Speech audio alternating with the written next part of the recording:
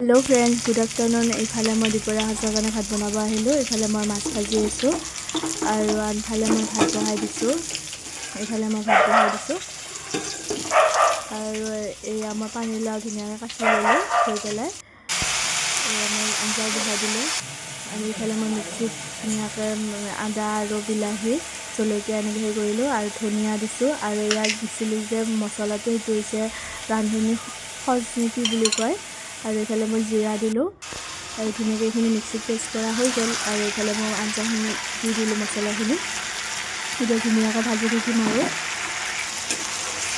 इफाले धुनियाके मैं भाजी आছোঁ और इफाले भाजी पेलाई धुनियाके मैं पानी दी दिलो और आंजाखिनि देखुवा নহल और इफाले मैं लाहे भाजिलो एया শাক भाजी হৈ গল एखिनि और भाजा देखुवा নহल और इफाले मैं पानीलाउ দি माछ एया रेडी